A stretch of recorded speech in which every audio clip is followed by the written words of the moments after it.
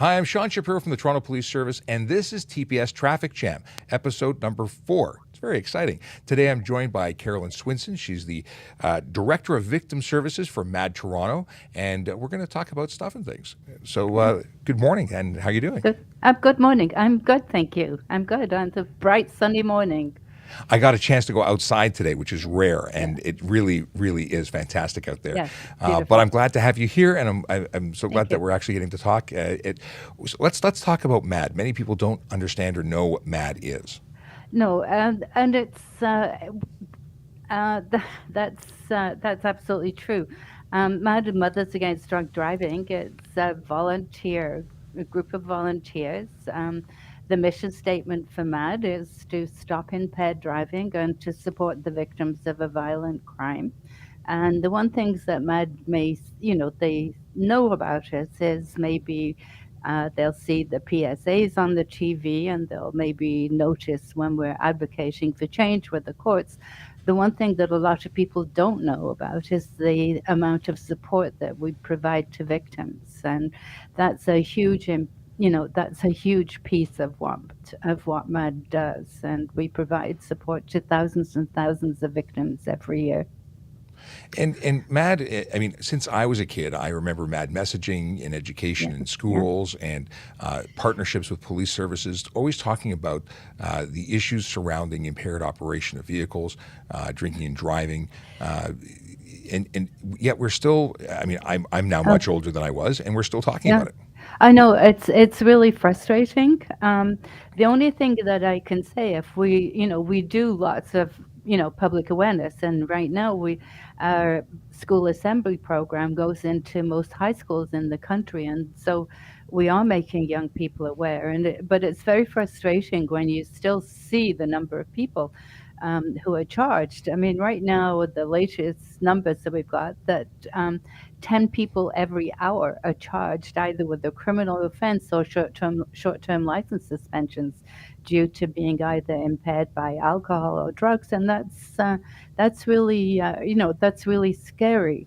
That people are still doing that. The only thing I can say is that if we didn't do that public awareness and we didn't do that education, those numbers would be much worse. I agree with you, and it's not that people are unaware of the fact that No, that there are risks involved, that it's illegal. It's that they're making choices to get behind yes. the wheel of a car. And that's the difficult thing that you have to get through to people. When you ask people, why did you do it? I mean, the answers are, well, I didn't think I was impaired. I didn't understand I was impaired. I was only going for, I was only a couple of minutes from home. I mean, it's that behavior that we have to change and say that, whatever alcohol you have, you just don't or drugs, you just don't get behind the wheel of a car afterwards. Yeah, there's really no.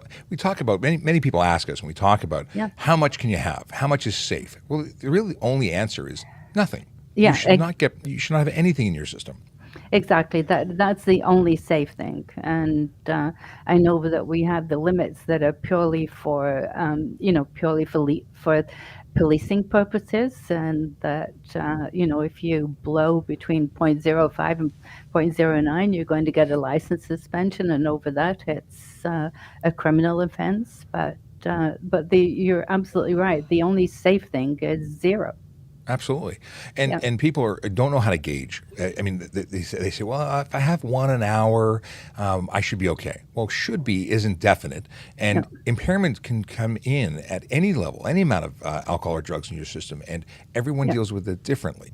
Yeah, So exactly. Everybody is different. They're different weights. They're different. They react differently, and there's no hard and fast rule with that. absolutely. A lot of collisions occur when people are sober. So, Yeah. you then add delays, impaired function to that mix, and the Yeah. chances are going Oh, up it just tremendously. yes. Well, it's bad. It's the driving under the influence of alcohol. The risk factors go up. The same thing, driving under the influence of drugs, mostly marijuana, go up. But if you add those two things together, you put the alcohol and drugs together, then the incidence of being involved in a crash skyrockets. Wow. Yeah. Yeah, it's something that I find, like you said, very frustrating. And Mhm. last weekend and today, as we record this, is the 12th of May, 2022. Yeah. And last weekend we arrested 14 people for impaired operation offenses in the city of Toronto Yeah. alone.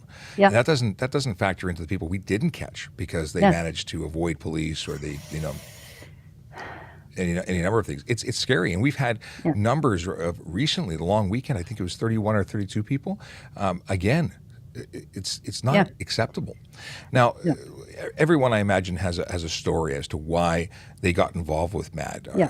What's your story? Well, in 1993, our eldest son, Rob, was 27 years old, and he would gone out on a Friday night. He owned a bicycle store, and he'd gone out to pick something from the warehouse and to buy his girlfriend a Valentine's gift. And unfortunately, on the way home, his car was hit by a young woman who she was 32 years old, and she'd only had a driver's license for 10 days, but she was driving with a BAC level of 200, and she just basically wiped his car off the road. And so it's the one reason the person who killed him was acquitted. The judge decided that her rights had been violated when the police made the demand for the breath test. And probably that one incident is one of the reasons that I've stayed involved with Matt for so long, because I was so offended by the fact that, somebody could kill somebody and not be held accountable for it. Wow. So for the longest time, the one thing that my family has advocated for was mandatory alcohol screening. And as of 2018, we now have mandatory alcohol screening. But that's how long I mean, it took decades to get to get that legislation changed. So Rob was killed on February the 12th, 1993. But on February the 13th, 1981, my father in England um, he had gone out on a Saturday night for a drink with a friend, and they were walking home. And on the way home, a 19-year old who'd been on a pub crawl for the evening hit my dad and his friend, and his dad was killed, and the other gentleman was seriously injured. So I have very strong reasons for people not to drive impaired, because my family knows full well what it's like to lose people who are very close, very important. And the older I get, the more I miss my son and wish he was here to help out. At this I, point. I, I So can't imagine your loss, and I'm sorry for your loss. It's something that, unfortunately, until you've experienced loss, many yeah, people can't relate to it. no, And just like being a parent, you can't relate to it until you are one, and no one exactly. understands. But I can't imagine what you've gone through. But I appreciate and I'm so thankful that you have channeled that into doing this wonderful work that you do, Yeah. and making positive changes like mandatory alcohol screening, which is so important and so useful and such a benefit to us as police officers, trying to keep the roads safe. Exactly. And I think that maybe mandatory alcohol screening is one of the reasons why we've been seeing an uptick in some of the charges, because that's available to police. And the other thing that I've noticed, because every morning I get all the impaired driving news from across the country and the U.S., more people are calling in, more citizens are calling in somebody that they think is driving impaired. So I know from reading those reports that it will be somebody was arrested after a call had come in. And that's one of the things with that we've run a campaign 911, is to encourage people to call the police if they see somebody who's driving impaired, and it gives the list of the things to look out for. That's fantastic. And two things. I want to speak to what mandatory alcohol screening is for those who are listening and Yep. watching who may not understand it, and I can explain that. And there's something else I was going to talk about, and I've forgotten what that is. But Okay. the fact is that prior to mandatory alcohol screening coming into play, police officers had to have a reasonable suspicion that the driver was under the influence of alcohol. And what that means is, whether there was a smell of alcohol or an admission of alcohol of having had it in their bloodstream, they have to believe that it was there. And at which point a roadside screening device could be utilized. And that is no longer the case. Now we don't require that suspicion. We now have the ability of simply screening everyone, if that were to be the plan for the night. And every officer will make their own plan, or maybe a sergeant or a team lead may make the plan for, every fifth car is going to be searched or checked. And there's no bias at that point. It's everybody or every fifth or whatever is the plan. And that takes the person who might have successfully, reduced their, may be very good at what they do, and maybe a professional drinker, which we see people who don't show the signs of alcohol as much as others. And we've heard some wild stories, especially in schools, where people are consuming drugs and alcohol in such a way that there's no clue, or there's no odor, there's nothing to go by. So this really opens it up, and people who would not have been caught are now being caught. Yep. Which is great. Truly, truly. Yes. It is one of the most litigated charges, period. There's an entire specialty of law when it comes to defense and people who specialize in defending those who are arrested and charged for impaired operation offenses. Yeah.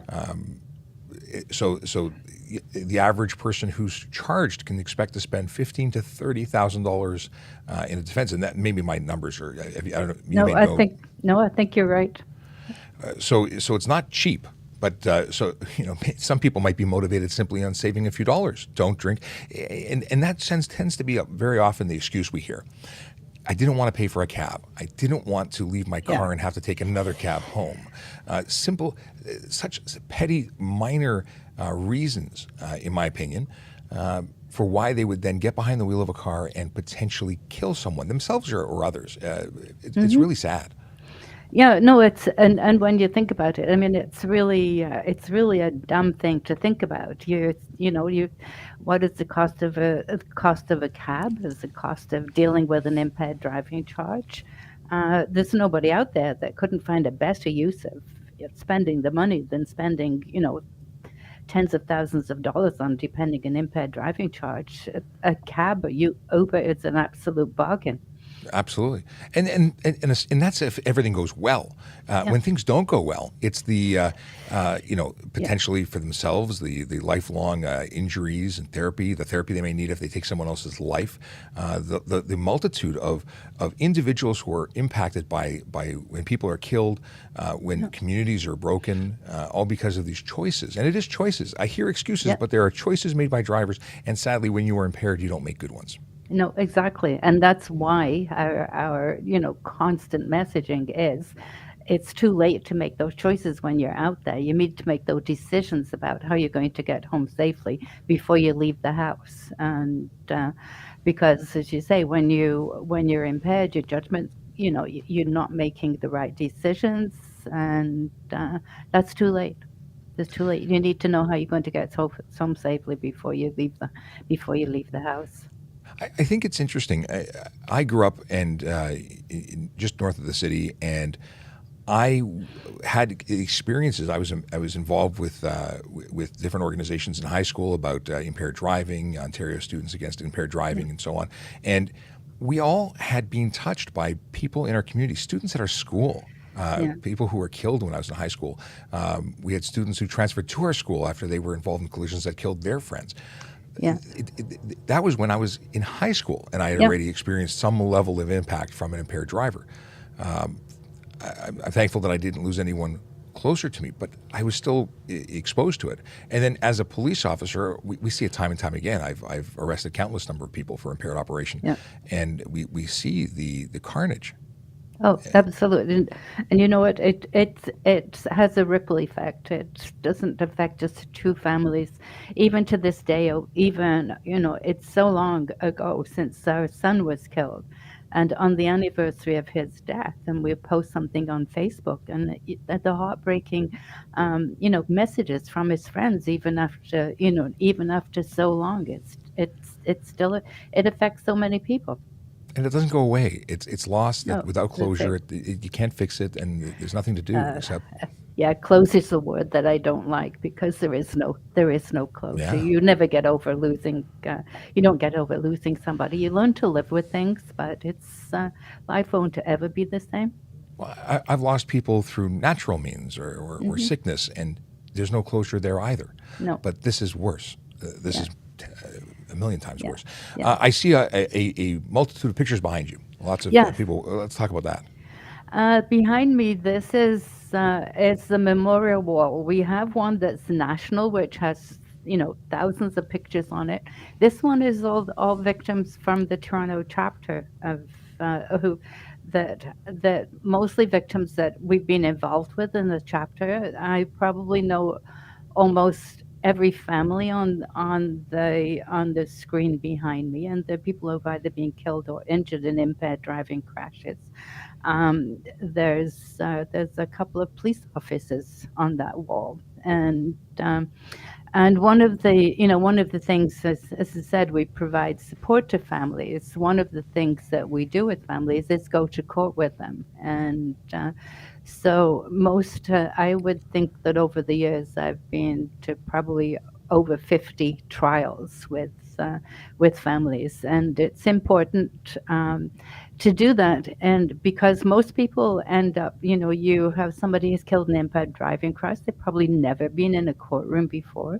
They don't know what their rights are. They don't know whether they're being treated properly, and and I think that having somebody who's gone through it with them and can help them out with answering questions. Sometimes I advocate for them. Sometimes I've had crown attorneys tell people that they don't want to read their victim impact statements in court, which is the right that victims have. So sometimes I will advocate, but mostly provide support. And one of the reasons that we had the banner behind us made, because one of the programs that probably people don't know what that we do is a program called the Missing You program, and these were made for the people who speak at the Missing You program. Missing You program is for people who are first time offenders.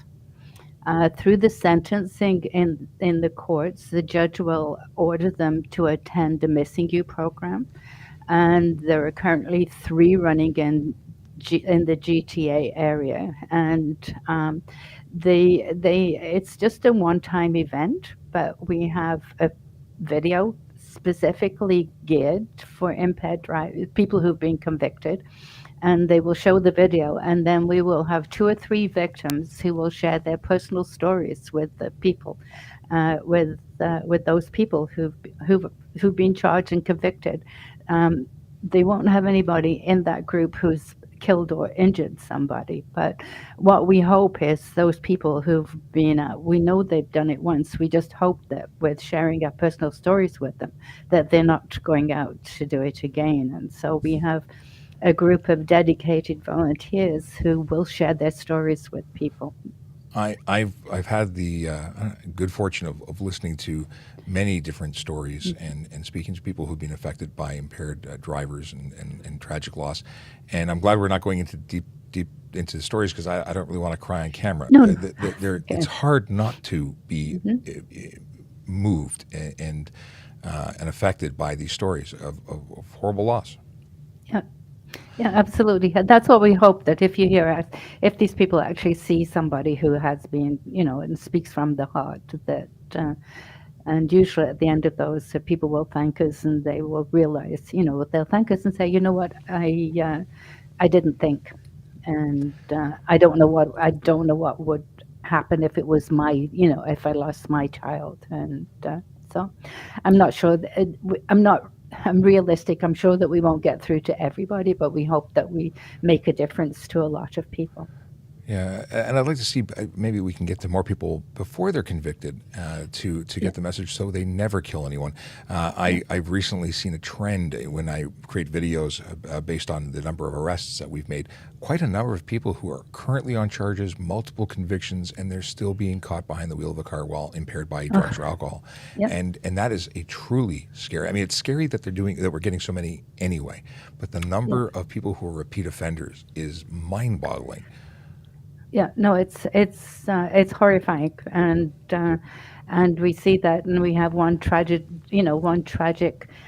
incident just a couple of years ago, that was in Toronto, where two sisters were just out for a walk one evening, and the person there who one of the sisters sadly died, and the other was severely injured, and that person was out with a suspended license.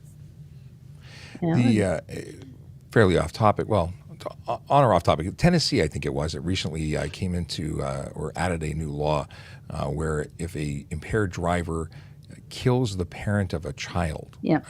they are then responsible for paying to support that child until I don't know for how long, paid child support of some kind. Think it was until they kind of got through high school. But yeah, no, I saw that, and I thought that would.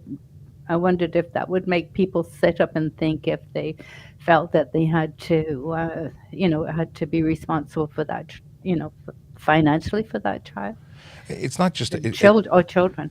I think just as a discussion, I mean, Yeah, people don't take into consideration what happens, what that ripple effect, as you mentioned earlier. It's not just a parent; it's a support person. It's financial yeah. Oh, support. It's emotional support. It's everything. Is that enough? But I it's don't certainly a know. good start. It's certainly one of the toughest things that I know, because you lose somebody in an impaired driving. You're going through two processes. You're going through the criminal trial. You're also probably going through a civil suit as well with the driver. And in most cases, the people who are going through the civil suit is in the trauma that's involved in going through that is just it's mind-boggling. The way that people are treated, and the way that they have to go and have their whole lives pulled apart and things. But I think that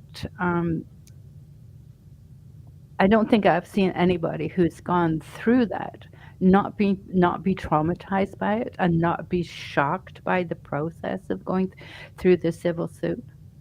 Sure, It's because at the end of the day, it's how can they pay you less, and it Yeah, doesn't matter how much money you end up getting, it doesn't get them back. no, It doesn't fix it. no. But my goodness, what would you say to a new driver as they start their career as a driver? To hopefully set them on the right path. Oh, well, I think everybody has to understand that we are all responsible for our own actions.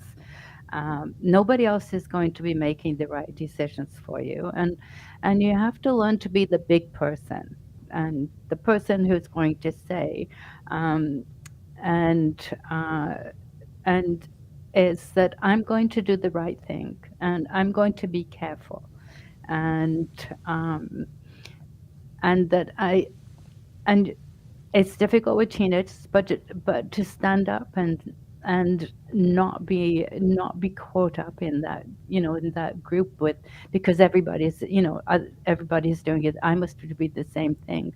We have to learn to think for us, think for themselves, make good decisions. I currently have um, teenage grandchildren, and I watch them, and I'm really proud of the fact that they are in certain circumstances where people are doing things that are not, that are risk situations, and they just say, "No, I'm not doing it." And we have to have the kids learn that that's what they must do, regardless of what they are. Be responsible, and we want all the young people to grow up and be just great kids. My Fill their goal goals with in life. Well, that's it. My goal in all the traffic safety that we talk about and all the enforcement when I was on the road is the goal is to have people go home safely. Yeah. It's not to punish people for a simple lapse in judgment when they decided to go 5 kilometers over. It's to change behavior, Yeah. and education is where we focus. Majority of our efforts is trying to be preventative as opposed Yes. to reactive.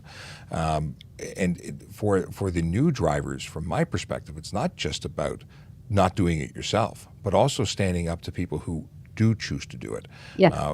Being aware and trying to get that agreement reality where Yeah. your friends all support the same ideals. Obviously, if you're Exactly. hanging out with people that don't, you may want to change your friends. But if you have I don't think people appreciate the level of their own power. I think that someone standing up and telling people what they think is right and sharing Hmm. stories and sharing experiences, even as a young person, can Yeah. make incredible inroads with their peers. Yeah, no, they can make a big difference, and absolutely, if you see somebody who's doing something, then step up, be the big person. You know what I was really impressed? A number of reports we've had in the last year were callers from one's own family who resulted in an arrest. At least Yeah, 2 or 3 times this year, we've had people who called in to report their own family member, yeah. and I cannot tell you how proud I am of those people. They deserve an award because that's the hardest thing to do, is to I call on your own. I know, but that's really that's an amazing thing to do. And I know a couple of years ago there was a report of a young man that called his mother because his mother was driving impaired, and that young man deserves a medal because. Absolutely. And no, it's really important that people do stand up. It's not a call that we get into the Toronto chapter. It's actually not uncommon that people will phone and said, one of my family members is drinking and driving. What do I do about it? And so I walk them through the fact that if you're concerned, phone the police, but make sure that you give them information. The person has to be driving at the time that they're pulled over. And there is actually on the Mad Canada website, there is a brochure there um, that to help people out with if your loved one drinks and drives. So It's a difficult conversation. We yes, it's appreciate tough. that, Yeah. and just know that you could. It's not just about saving that person. It's about saving No, it's the countless others. absolutely. Uh, we, uh, we talk about the preventative. We talk about what happens when people are convicted or not convicted. What are the education points that you're working on right now? What is Mad Canada working on right now that you want to address? Well, the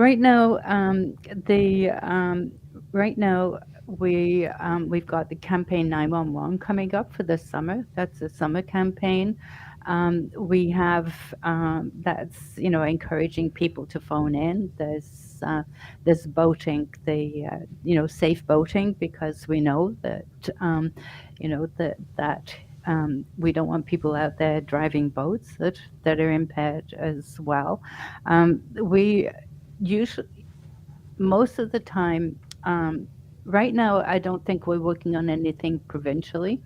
um, we have done a lot of work in other areas, and but that's mainly um, we we sadly lost you our CEO a few weeks ago, and Oh, I'm so sorry to hear that. you didn't, yeah, no, that was a really tough thing. I'd worked with Andy Murray for 25 years, and so it was a big loss. And so right now we just looking for somebody who is going to take over from him. So Big shoes to fill. yes, huge, huge. Yeah, I don't know anybody. I mean, he was done such an incredible job, and I don't think there's any legislation in this country that doesn't have his name on it, whether it's provincially or federally. With the cannabis rules and the mandatory alcohol screening between Andy Murray and Professor Robert Solomon from the University of Western Ontario. They basically have been responsible for uh, most of those changings. And one of the things, you talked about prevention. Matt has always looked at what things will, is to do license suspensions rather than punishment, because we want, the the feeling is that if you do something that's immediate, it's more likely to have a bigger effect than. The immediate license suspensions are fantastic. Unfortunately, we do Mhm. see people who are suspended and as a result of impaired operation who still decide to get behind the wheel of a car, whether they Yeah. have long term or they're on interlock. All of these measures are great if people follow them, but sadly, we keep coming to one thing. If someone is a continual user or Yeah. abuser of alcohol, they tend to make poor decisions while under the influence of that substance. Yeah, it's very bothering, the number of people who still keep driving while they're under license suspensions. We know it's a very high percentage of people to do that, and I guess that we probably the only thing that is going to totally stop that is when we have cars that are, where the technology is there, that we have cars that that the driver needs to be sober before the car will start. And I think that will be there. I know that technology is available right now. It's just getting the political wherewithal. And I think in some places in the US, they're probably further ahead than we are with that. And I think that probably that's going to be the only thing. I mean, we've been working for so long to educate people, but as you say, there are so many people who continue to break those rules, and And sadly, even with interlock devices where you have to provide a breath yeah, sample, people do things like have a passenger, provide a breath sample. There's also people who want to break the rules yeah, or are planning to do what they're going to do. They find ways around it. Laws really keep honest people honest. yes, yes. So we have to look for that technology with the cars. Well, maybe when they're autonomous and no one needs to drive but the computer. Yeah, Hopefully, one day we'll find a solution to end the tragic loss of life on our roads because of people who make poor decisions. yeah. If people want to get more information or they want to support MAD, if they want to get involved, Yeah. how would one do that? Well, there's all the with the chapter with MAD is run by, there's a small group of people actually that are run the national office, but most of it is run by volunteers. And so there's the MAD Toronto has a website, and if people like to, want to volunteer with us, they can go to the website and fill in the volunteer application. And there's a screening process that people have to go through. For instance, we won't have anybody volunteering with us who's got current charges before the courts, and so so they can go online and fill in that application form, and hopefully now that COVID is over, we'll get back to doing things. And In well, person things. yes, exactly. Well, one of the things that our volunteers um, uh, is the ride program Yes. that there's never any shortage of volunteers who are willing to go out and, till 2 or 3 o'clock in the morning with the police officers and go out with them and just, thanking people for driving sober It, and being there on It's always those a pleasure rides. to have you at those Yeah, events. I used to work ride programs all the time, especially as yeah, a motor squad officer, and it was always great. Not just because you brought coffee and donuts, but because it's nice to have you with yeah, us and working towards that goal of having safer roads through yeah, ending impaired driving. yeah. Um, and what is the website for It's Mad just chapter? Mad Toronto. MadToronto.com. Yes, yeah, Okay, yeah. so that's fantastic. Anything to leave with? Because I think what we'll do is we'll end this episode here, and I know we could talk for a lot longer because there's Yeah. so much to cover. But we can do this again, and we'd love to have you back again. Yeah, that would be great. One of the things I'd like people to know is the support that we give to victims. And so if there are victims out there that need support, they can get in touch with the chapter. We run a monthly support group for victims of impaired driving, and that's been online for the last couple of years. So it's so long as people have got a computer, they can join us and they can find that information out. And we just, our message is the same. We just please think about your actions and just do the right thing. And if you're going out there, if you're going out partying, if you're drinking or taking drugs, then just please don't get behind the wheel of a car. There are so many better alternatives Yeah. from using if walking, rolling. If we're talking, I want to include people with different mobility options. Yeah. But not driving, not getting behind the wheel of a car. Take an Uber, take a taxi, take a bus, take a train. There are even services now that will come and pick up you and your car. They'll bring a driver to follow you home so your vehicle arrives with you, and then it's available the next day. I will say that many people are not understanding how long it takes for alcohol to leave their bodies, their systems, and they get up the next day thinking they're sober and drive, and they're still impaired. Well, I know several cases where there's been a death, and it's early in the morning, and it's because the person's been out drinking the night before and gone to sleep and thought thought that they were okay to get up the next morning and drive, and they're still impaired. Here's a question. It's interesting. I think it's interesting. I wonder if people who are drinking, if they knew exactly, if they could look at their arm and see how much their blood alcohol content was in their blood, if they would then make a decision, not having to blow, it was there on their arm, a readout. If they would know that they were putting lives in jeopardy, would they willingly do it? That would be interesting. But I know that where people have gone through the testing, that they have been drinking and just been checking the BAC levels. People are really shocked at the numbers and the fact that they didn't think that they were impaired, but yet technically they were over the legal limit, which goes back to the say that people's judgment. It goes to judgment. Your judgment is impaired.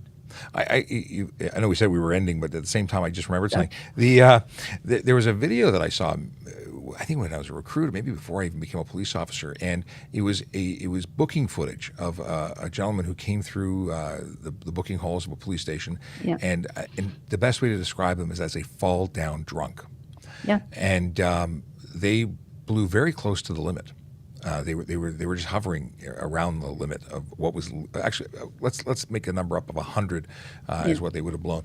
They then had a young woman come through, and she appeared stone cold sober. And she was 300.